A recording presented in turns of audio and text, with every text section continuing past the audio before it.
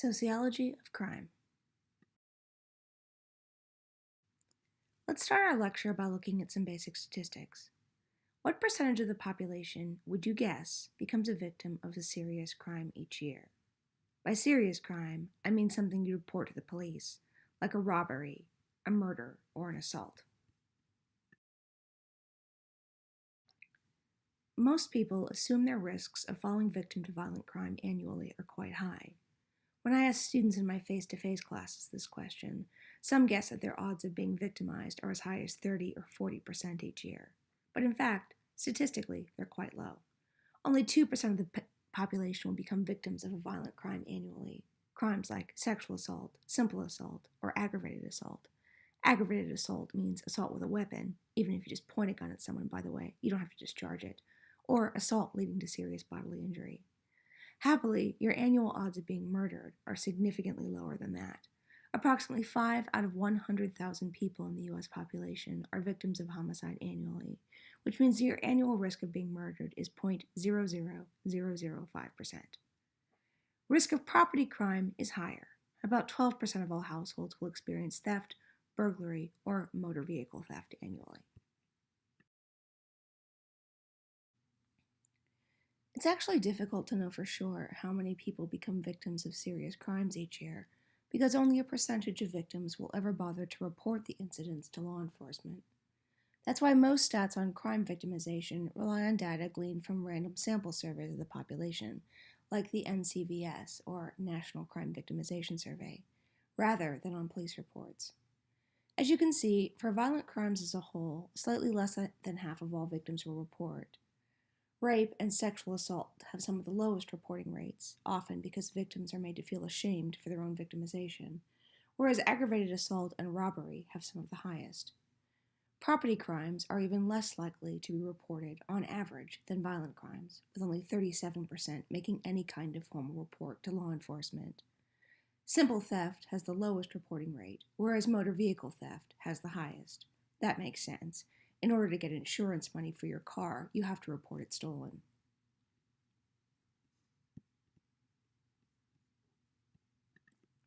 One reason reporting rates on crimes like robbery and simple assault is as low as they are is that perpetrators may strategically select targets they know will not go to the police. For example, they may target people who are themselves engaged in some kind of illicit activity, like drug sales, or other members of the population, like homeless people or undocumented immigrants, who are less likely to go to the police because of mistrust of law enforcement. If less than half of all crimes are ever even reported, less than half of those will result in an arrest. We refer to this as a crime being cleared by arrest. That doesn't mean the alleged perpetrator is convicted or sentenced, just that the police feel they have enough evidence to take someone into custody. About 48.1% of all violent crime reports will lead to an arrest, compared to less than 20% of all property crimes. It's higher for certain kinds of crimes like homicide, and lower for crimes like simple burglary or theft. As you can see, for victims, the process is a little like a pyramid, with the odds of seeing the perpetrator ever formally punished decreasing dramatically with each level you ascend. Okay, so these are just arrests. What percentage of arrests, would you guess, end in a conviction in court, or a plea, meaning the defendant pleads guilty?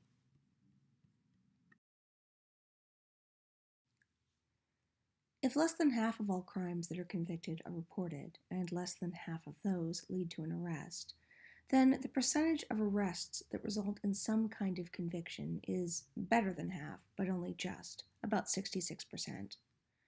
95% of those will be resolved through a guilty plea rather than a bench or a jury verdict, which means there'll be no trial at all. Of all crimes, murder has the highest conviction rate. About 70% of murder arrests end in a conviction or guilty plea. Simple assault is the lowest, with 56%. About 3/4 of people who are arrested on some kind of felony have prior convictions. 69% of those have multiple convictions. By the way, there's also a discount in terms of how much time you'll actually end up having to serve if you do end up in prison. State prison sentences for all felonies average about 4 years and 11 months, varying by crime. For murder, the average sentence is about 21 years, some of which might be served in the form of probation. For a felony drug charge, it's closer to 2 years. Most people will only end up serving a fraction of their prison sentence. In Texas, for example, a felon will serve about 58% on average of the time that he or she was sentenced to. Let's look at crime rates over time. In the past 25 years, would you say you think crime rates have gotten worse, i.e., gone up, have gotten better, i.e., gone down, or, in your opinion, has crime stayed about the same in terms of how common it is, both violent and property crime, over the past 25 years? Most people assume crime has gone up over time, but if you said you thought it had gone down, congratulations, you're right. Both violent and property crime rates have gone down since a high in the early 1990s. Why do you suppose this is? We'll talk about hypotheses for why crime may have fallen in a bit. First, let's look at the crime rate in larger perspective. As you can see in this chart that goes from 1960 to past 2010, crime climbs steadily toward the 1970s, stays high through the 1970s, 1980s, and early 1990s, and then we see a steady decline since. By the way, this isn't just an American phenomenon. We see the same thing in other wealthy industrialized countries. Canada, shown here on the left, and England and Wales, shown on the right, see the same rise in crime steadily, peaking in the 1990s and then falling off thereafter. Therefore, any theory that we use to try to explain why the crime rate peaked and then declined can't just take into account cultural or political factors that involve only the United States. It has to be something that's happening in other places as well.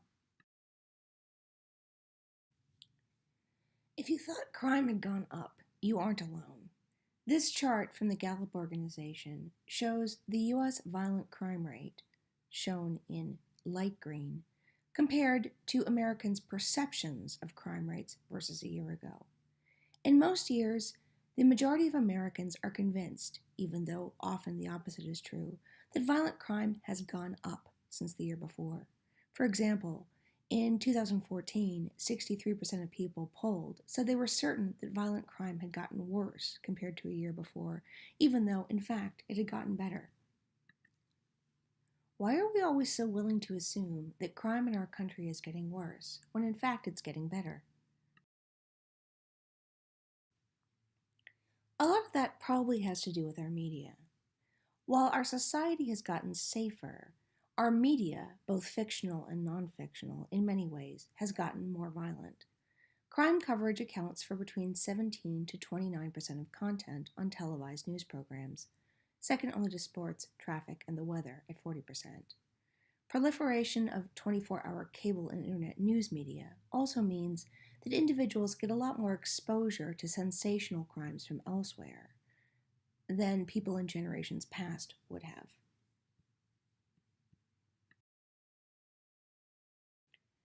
Our fictional world has also gotten more violent. Violence in films has more than doubled since 1950, whereas gun violence in PG-13 rated films has tripled since 1985. Video games have also gotten more violent, partially as a result of the improvement of computer graphics. Even a moderate player of first-person shooter video games can easily commit tens of thousands of virtual murders by the time he or she turns 18. One thing that is important to note, though, is that overall societal crime rates have fallen at the same time that fictional and real-life violence in media has increased. This would suggest that there is probably either no or a very weak impact between exposure to media violence and people's propensity to commit real-life violence. This is not to say that media violence has no effect on us. It does. In 1980, Gerbner and his colleagues proposed a phenomenon they called mean world syndrome, which described the fact that, generally speaking, the more media one consumes, the more likely we are to view the world as dangerous, and the more likely we are to dramatically overestimate our likelihood of falling victim to a serious crime. This was supported in experiments which showed that heavy TV viewers tended to more dramatically overestimate their odds of being victimized and were more likely to take steps against being victimized, like having alarms in their cars or houses, compared to light TV viewers. So, while media violence doesn't necessarily make the world more violent in reality, it does tend to make us think the world is more violent than it actually is, which might be one reason why Americans so dramatically overestimate the commonality of violent and property crime. Just because American society has gotten safer since the 1970s, relatively speaking, doesn't necessarily mean that American society is all that safe, at least compared to other wealthy industrialized countries. While our overall crime rates in terms of non-homicide crimes, things like minor injurious violence or property crimes, are pretty similar to those in peer nations, the United States has dramatically more homicides per 100,000 people in the population compared to countries like Canada, the UK, France, Germany, or Japan. Remember, this is homicides per 100,000 of the population, which means it does take our larger population size into account. This might be one reason why Americans also tend to overestimate the extent to which violent crime is an issue in our society, because compared to other wealthy industrialized nations, it is, in many cases, more of an issue. People use all kinds of explanations to explain why it is that the United States tends to see more murders than other wealthy industrialized nations. By the way, the United States is relatively safer than lots of countries. For example, we have a lower average murder rate than, say, Mexico or Syria or Honduras. But it isn't really fair to compare the United States' homicide rate with those of countries that are in a state of either civil war or, in some cases, close to it. Rather, you want to compare the United States with peer nations, other wealthy industrialized nations with stable, functioning governments. When it comes to explaining why we see more murders in the United States than we do in a country like Canada, for example, which borders us to the north and shares a lot of cultural factors and features with us, people point to all kinds of explanations. Some people try to blame, again, America's violent media. But since America exports most of its media worldwide, odds are that Canadian households are watching the same violent television programs and movies that American households are. So media alone probably isn't giving us much of an explanation. One other potential reason for this that people point out is America's exceptionally high rate of gun ownership. In fact, more than 60% of homicides in the United States are gun or firearm homicides. And if you take murders out of the equation, the United States is pretty similar in crime rates compared to a lot of other countries. So there is some evidence to suggest that having firearms at ready reach, like a lot of Americans do, may unfortunately artificially inflate our homicide rate somewhat. Let's get back to the question, though, of why crime rates in the United States and other wealthy peer nations have tended to fall since the 1990s. This is an important question. It's good news, but generally speaking, criminologists want to know why crime rises or falls, because that gives us some clues to the causes of crime and helps suggest ways that we can prevent it.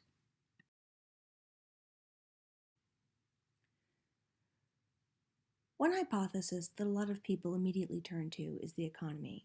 The assumption being that the higher the poverty rate is, or the higher the unemployment rate is, the more likely we would be to see violent crime and certainly property crime. Even criminologists have long assumed that the economy must be tied to crime rates. The Greek philosopher Aristotle famously opined that, quote, poverty was the mother of crime, and indeed, the two do have some observable relationship. For example, we tend to see that crime rates are higher in impoverished neighborhoods, both violent and property crime. Children in the lowest income homes are 7 times more likely to be convicted of violent crimes and twice as likely to be convicted of drug crimes. And people who live in the poorest neighborhoods are twice as likely to become victims of violent crimes. It would make sense that more poor people would correlate with higher crime rates across society, but oddly, that's not exactly what we see. In fact, there's no strong or observed relationship between crime rates, either violent or property crime, and most measures of economic well-being. People generally tend to assume that economic downturns and spikes in unemployment will lead to a corresponding spike in crime, and that makes sense. But over time, the relationship isn't actually that clear. When the economy crashed in 2008, a lot of people expected crime to go up, even property crime, which you would think would show the clearest relationship. People might be prone to steal out of simple economic survival. In fact, we saw the opposite. Even as the unemployment rate went up after the economic crash of 2008, both property and violent crime rates continued to decline. The Great Depression, which is one of the poorest periods in American society, was also one where we saw crime declines. And the 1990s, when crime really peaked, was a period of relative economic prosperity. Another macro-level factor or society-wide factor that could help to explain either decreases or increases in the crime rate is demographics.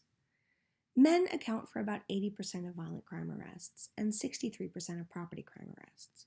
It may be that women are more likely to actually commit crimes than these statistics would suggest and are simply just less likely to be suspected or caught. But one thing that we do tend to see when we compare populations is that men and boys do seem to be at a higher risk of committing law-breaking behavior than are women or girls. Risk of arrest for what we call street crime, meaning not white-collar or fraud and not domestic assaults or family criminal offenses, but rather offenses like aggravated or simple assault, burglary, or robbery, tends to be highest for males in the 15 to 25-year-old age group. One's risks of criminality peaks at about 17 or 18 years of age and slowly declines thereafter. Therefore, we might expect to see crime rates rise at a time when more or a higher percentage of the population is made up of men, and specifically young men, and go down during times when lower percentages of the population are made up of men or young men. There might be something to this. This side-by-side comparison of birth rates and crime rates is a little confusing. But on the left, you see overall birth rate by decade. On the right, you see crime rate since 1960. Boys born during the so-called baby boom, the giant birth cohort that followed the Second World War, would be aging into peak crime-committing age around 20 years later. So if it were simply the number of young men in the population driving up the crime rate, we might expect to see a rise in crime around 1970 or so, when they're all hitting their late teens and early 20s. And in fact, we do see that. Though that alone can't explain why crime stayed so high through the 1990s. Likewise, anything that removes a lot of young men from the population, like the military draft during World War II, might be hypothesized to lead to a decline in the crime rates, and again, we did see that. Crime, during the years of the Second World War, was lower on average than after. Another potential explanation for declining crime rates is the growth of the incarcerated population in the United States. The United States saw a huge boom in prison construction and the prison population starting in the late 1970s. For this, there are a number of explanations. One was a legislative turn toward get tough on crime policies, such as mandatory minimum sentences and 3 strikes you're out laws. Many states, like California, passed laws that mandated lifetime imprisonment for the commission of the third felony, regardless of what it was. And the so-called war on drugs began to intensify during the late 1970s as a result of federal and state-level attempts to stamp out drug use. Economically depressed areas also began lobbying for prison construction to fuel job growth. It used to be that cities and towns would lobby against the building of prisons within their municipalities because people were scared to live next to them. With a decline in manufacturing, as factories moved abroad or closed down, however, a lot of economically depressed towns and cities began lobbying for states to construct new prison facilities because this provided an influx of cash and a lot of new jobs. It's arguable that more prison beds helped to convince legislators, judges, and lawmakers to toughen crime laws in order to fill them. One other thing that helps to account for why we saw such a dramatic increase in the number of people in prison relative to the size of our population starting in the late 1970s is deinstitutionalization. Deinstitutionalization describes a process of shifting care for mentally ill populations from inpatient psychiatric hospitals, what used to be called mental hospitals or mental institutions, to outpatient care programs, or in many cases, unfortunately, no sustained treatment at all. Deinstitutionalization really began in earnest in the 1960s and 1970s and was the result of several factors. Investigative journalists, academic ethnographers, and in some cases, fictional explorations of lives of people in psychiatric hospitals began to raise public awareness of the terrible, often abusive conditions inside these facilities. We also saw the invention of the first psychotropic drugs in the 1950s, like the antipsychotic Thorazine, which allowed for the hope that conditions like schizophrenia could be managed effectively enough that the sufferer could live a normal and productive life outside of a psychiatric facility. Finally, changes in federal and state funding for the treatment of vulnerable populations happened. Inpatient care was expensive, and government health and benefit programs weren't really funding it, so hospitals began to shut down and release the seriously mentally ill into the outside population. Because deinstitutionalization was not followed by the creation of enough community-based treatment options, though, the seriously mentally ill very often just shifted from being cared for in psychiatric hospitals to being housed in prisons instead. Even though people with serious mental illnesses are thought to be only 4 to 6% of the population, they are about a quarter of the homeless or incarcerated. Mentally ill people are far more likely to be victims of crimes than perpetrators. So most mentally ill people who end up in prison are not there for committing violent or serious crimes.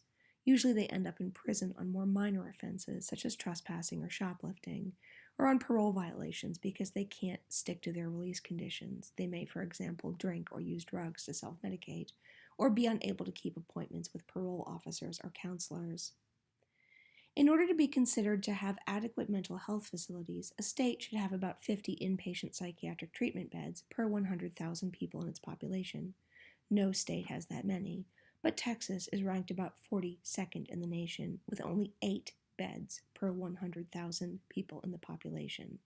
In Texas, a seriously mentally ill person is 8 times more likely to end up in prison than in any kind of mental health facility.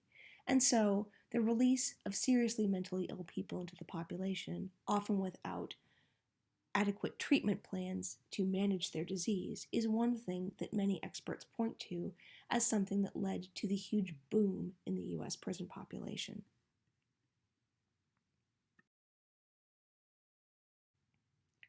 Still, some people argue that our rising prison population might help to explain the concurrent decline in crime. After all, it's difficult to commit crimes on the street if you're in prison. This is something called the incapacitation effect.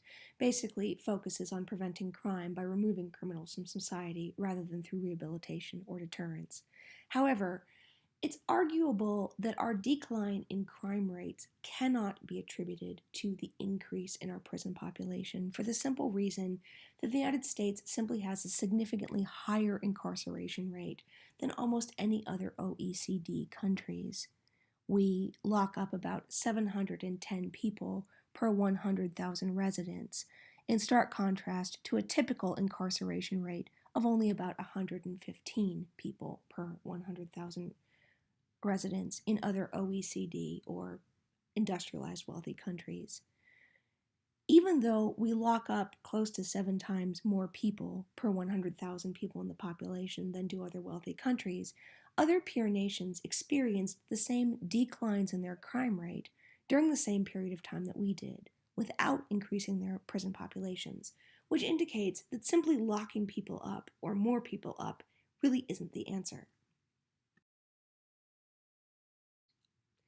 Moreover, if simply locking more people up was what was leading to the decline in the crime rate, we'd expect to see differences in the crime rate between high imprisonment states and low imprisonment states. For example, we'd expect that states with harsher 3 strikes you're out or other mandatory minimum sentencing laws would have faster declines in the crime rate or be safer than low imprisonment states or states with more liberal criminal laws. In fact, we don't see that. Crime fell at the same time in both low imprisonment and high imprisonment states over the same period, and states with harsher 3 strikes you're out or other mandatory minimum sentencing laws didn't experience faster declines in violent crime rates compared to states without such policies. Another thing which suggests that the incapacitation effect, or increased imprisonment, isn't necessarily what's driving this trend. A second demographic-related explanation for declining crime rates might be called the Roe versus Wade hypothesis.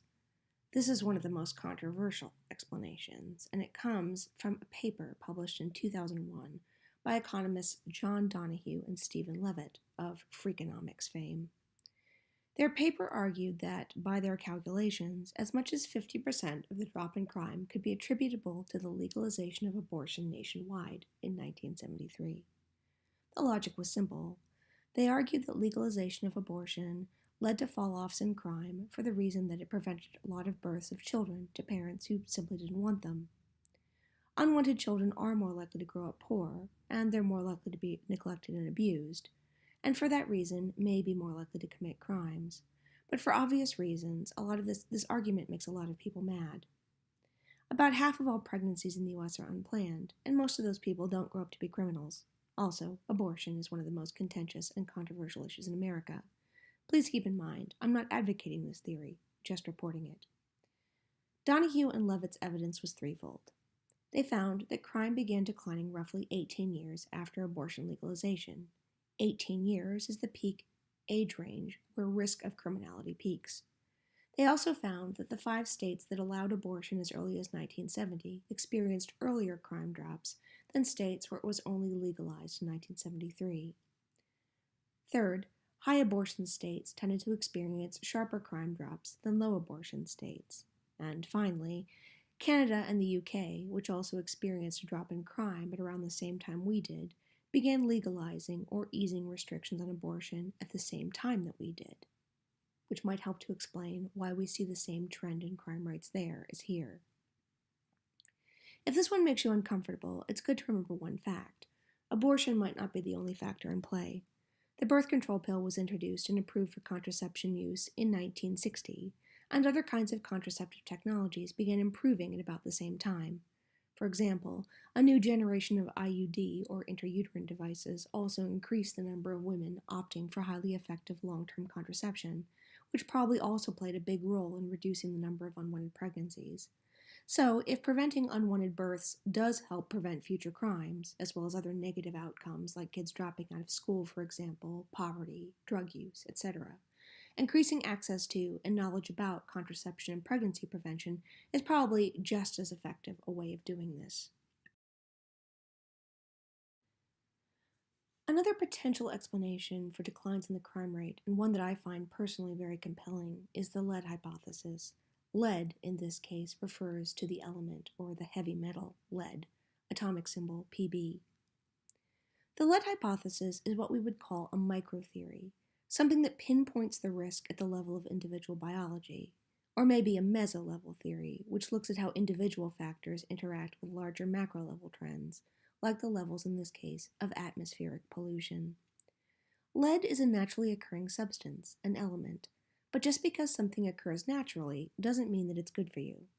Lead began to be used widely in industrial applications throughout the course of the last century. In fact, it had been a key ingredient in certain kinds of paint since the Middle Ages. People recognized that adding powdered lead to paint increased its durability, allowed for greater washability, and decreased drying time. But they also recognized, since at least the Middle Ages, that lead was very poisonous. Medieval texts noted that working men exposed to high levels of lead tended to suffer seizures, paralysis, and other symptoms of brain and nervous system damage. It was also understood to be especially dangerous to pregnant women and children. Germany passed laws forbidding women and children from working in factories that processed lead as early as the late 1880s. Lead started to become a greater health problem in the United States, and in the industrialized world in general, in the 1920s, when a chemist by the name of Thomas Midgley discovered that adding a lead compound, tetraethyl lead, to gasoline made it burn more smoothly and efficiently in internal combustion engines. Pretty soon, so-called leaded gasoline was the industry standard. When cars were a luxury owned only by a few very wealthy households, this might not have had a big negative effect. But after World War II, cars became an economic necessity for most households, and lead levels, as a result of gasoline combustion, in the air, in the water, and in the soil, as well as in the bodies of adults and children, specifically those who lived in cities where the air was more polluted with automobile exhaust, began to rise. Lead is highly stable, which means it doesn't decay or go away. Once you have high lead levels in the soil, the only thing you can do is bust out the earth movers and dump trucks and scrape away the affected dirt, hauling it to a secure toxic waste storage facility somewhere. This means, as lead levels in the air and water began to rise, these compounded, becoming a greater threat to children and adults.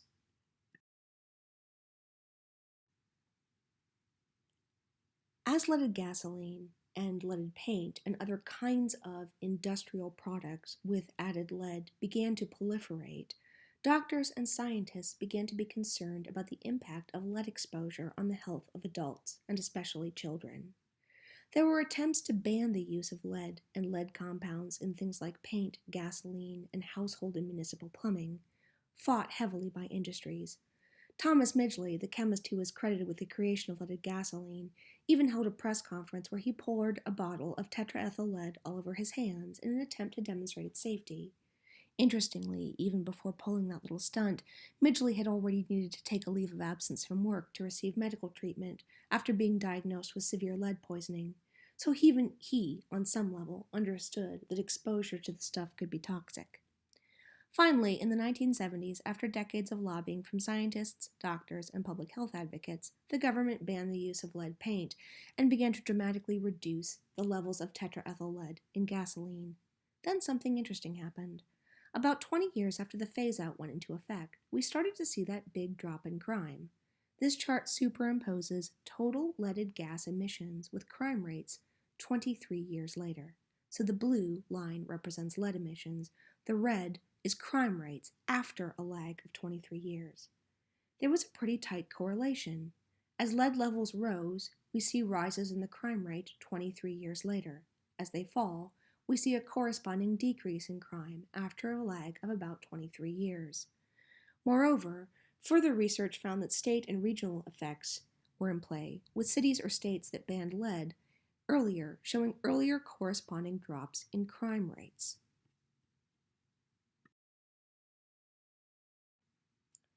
Why the correlation between lead exposure and crime rates? Because lead exposure is especially dangerous to infants and children. Elevated blood lead levels are linked to lower IQ, ADHD, other conduct disorders, impulsivity, and aggression. Lower than average IQ, in turn, is correlated with an increased risk of criminality.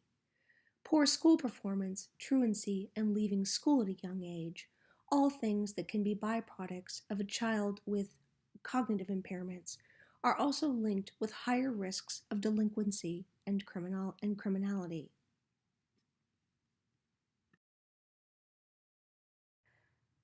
Like other factors, lead might be part of the story, but not the whole story. It is another factor that could help to explain the decline in crime in other industrialized nations at the same time that it declined in the United States, since leaded gasoline and paint were also widely used and then eventually phased out in peer nations at around the same time. It might also be a part of what criminologists call the biosocial or dual hazard hypothesis. In this, we postulate that biological factors, such as exposure to a neurotoxin like lead, could interact with other risk factors like poverty, low-performing schools, and exposure to violence in childhood to push the most vulnerable individuals into destructive behavior. The lowest income neighborhoods have significantly higher soil lead levels than wealthy urban or suburban neighborhoods do. Why are the lowest income neighborhoods, which also tend to be the highest crime neighborhoods, the most polluted? Well, they tended to be right next to major highways, or dumps, or factories where lead contamination was a byproduct of increased pollution. These are also places where lead abatement, the cleaning of lead from the environment, hasn't happened, where old lead paint or contaminated soil hasn't been stripped out and trucked away, for example.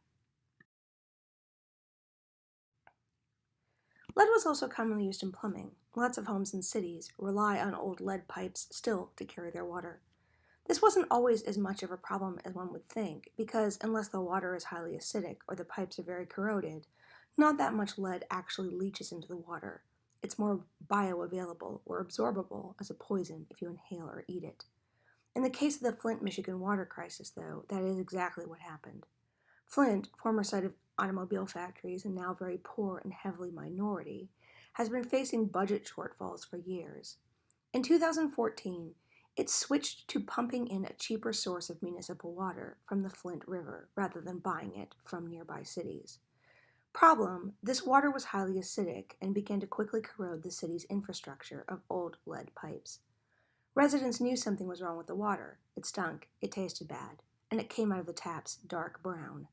That's Leanne Waters, Flint resident, holding dated samples from her own taps. City officials told residents the water might be smelly, but that it was safe to drink. As it turned out, that was untrue. Lead levels in the water had begun to rise quickly. The CDC, or Center for Disease Control, puts a cap of 5 micrograms per deciliter as the upper limit on how much blood lead level burden children should carry, although the EPA argues that there is really no safe blood lead level for children. Lead in the water in the most heavily affected Flint homes ended up being as high as 24 times what the government recommends, in some cases surpassing the level of lead contamination that gets water officially reclassified as toxic waste. Some children, including one of Waters' sons, was so badly affected that they were treated for symptoms of acute lead poisoning: seizures, mental confusion, skin rashes, nausea, and baldness. By the way, it's estimated that the people of Flint won't have safe municipal drinking water until 2020, when the city is finally able to replace all of its old lead pipes. For now, they're advised to cook, drink, and even shower with bottled water instead.